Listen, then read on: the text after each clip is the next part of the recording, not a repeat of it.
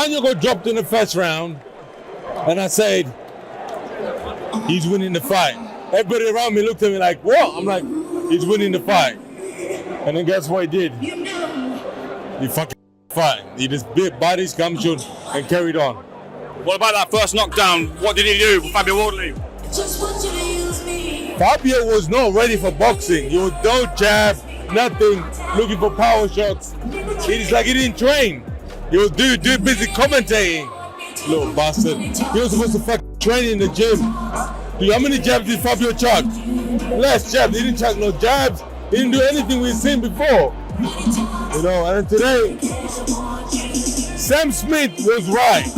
He goes, much better than I thought it was going to be. These two guys, they gave everything, heart, soul. I mean, I don't want to hear any more about Daniel Dubois being a quitter, and what a heart Fabio's got.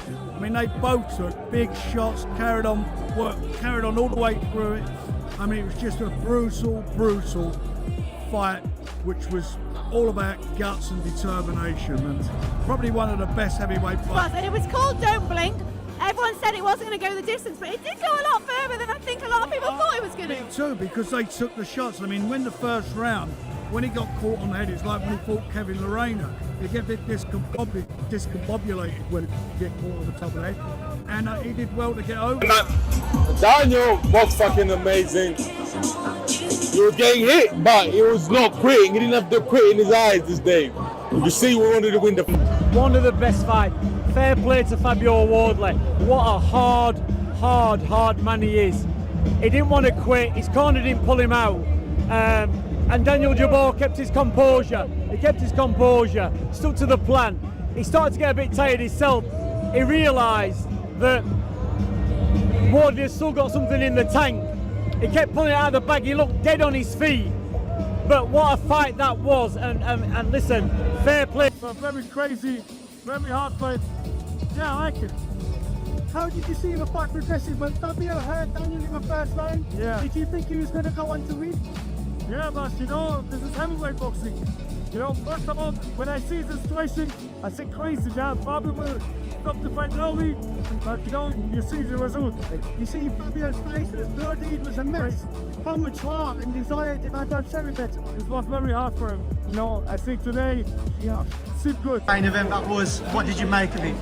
Hell of a fight. I think the worst thing that happened was that knockdown in the first round. After that, Wardley was just looking for that right hand. No left hook. Sorry, meat and chicken.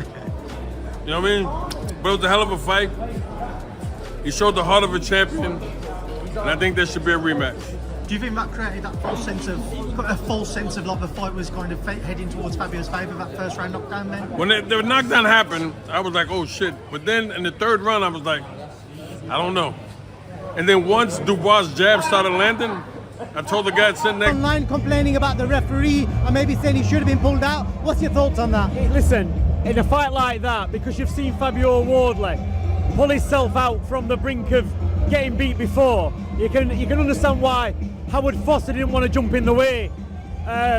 He gave him every chance he could, took him to the doctor twice, I think, and the doctor said, you know, carry on. But personally, if it was me, I'd have pulled him out a round ago and saved him from that finish. He finished on his feet, but it took... Dubois' heart.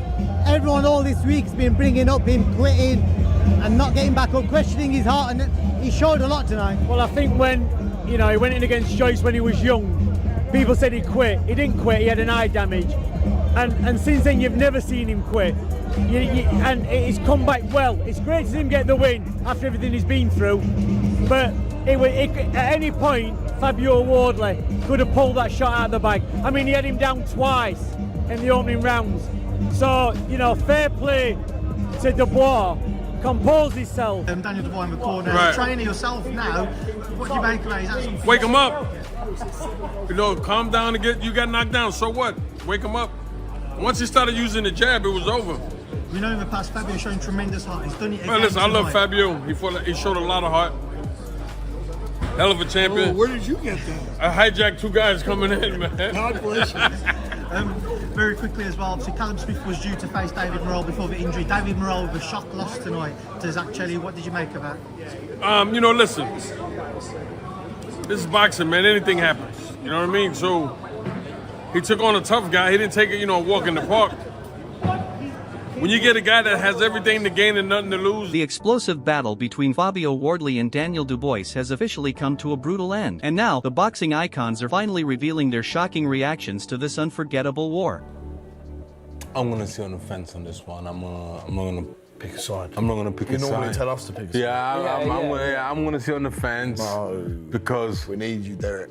I know Don is training Dubois, and then the last time I always give prediction, Don gets all upset and I'm not talking to you. Why don't you have loyal to me? Blah blah blah. So I'm not gonna say anything. And I like Fabio. I've known Fabio for years. I see him. We talk. There's always mutual respect there. So I'm not gonna say who's gonna win or who's gonna lose. So I apologize for that. But all I know is we're gonna have a good fight.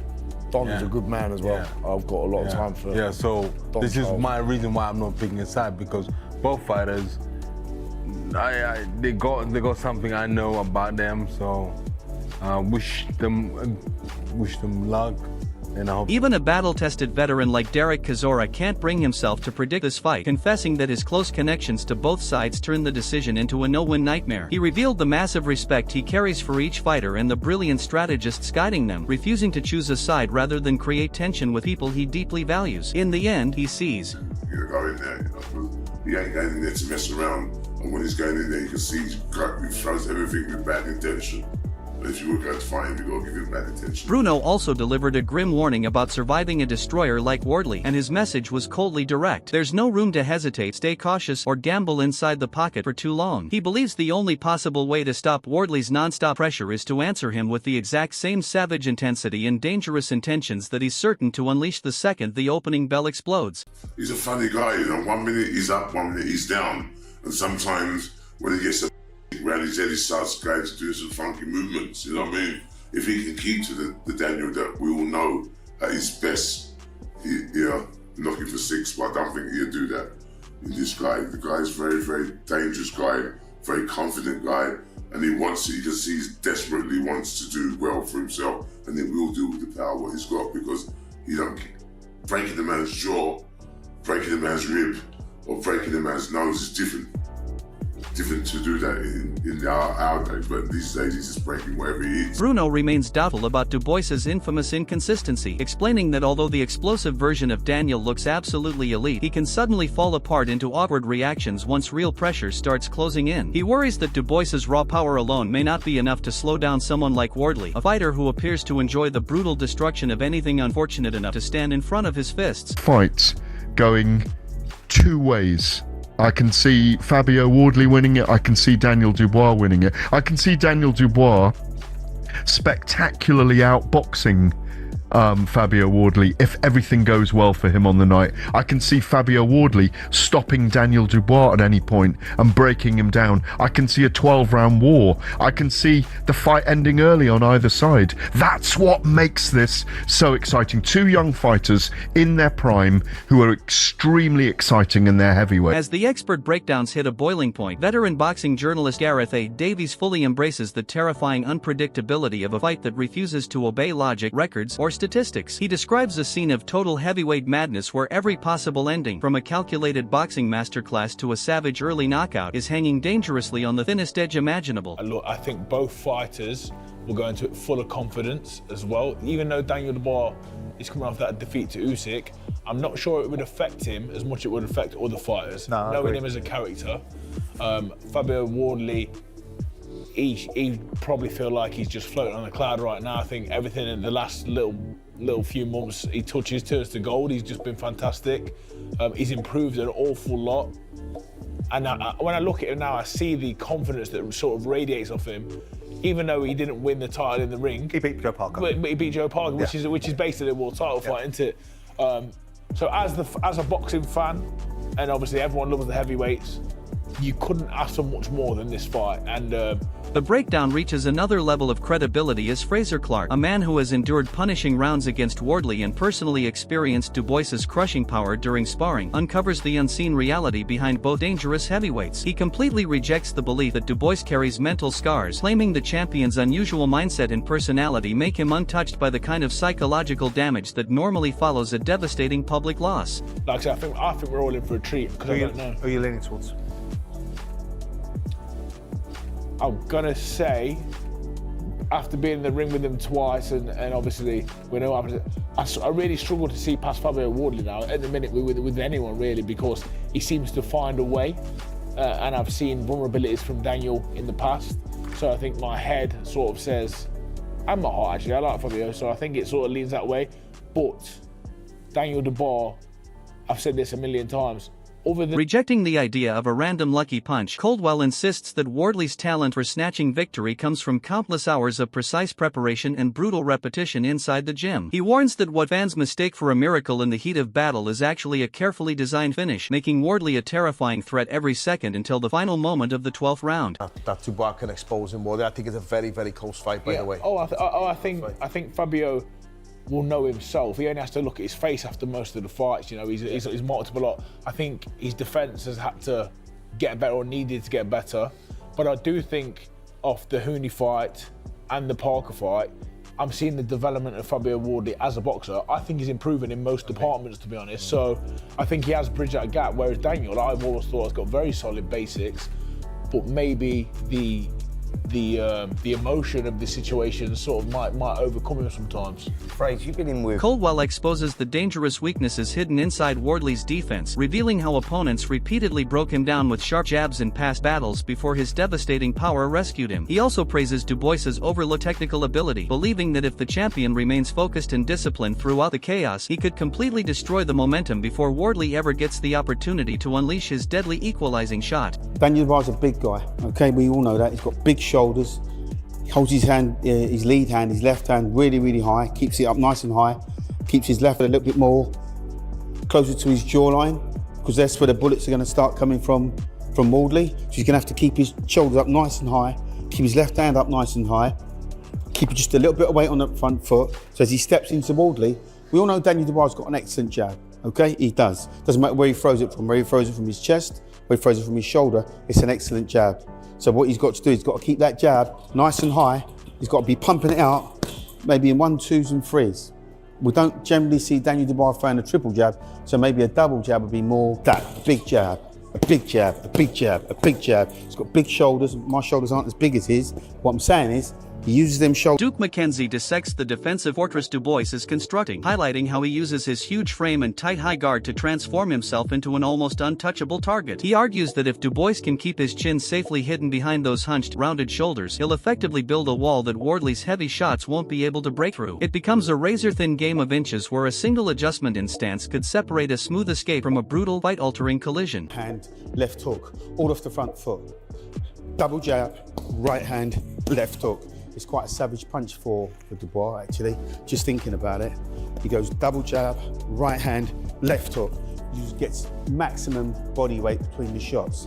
If Fabio Wardley hasn't used his footwork to get out of the way, he's a sitting target.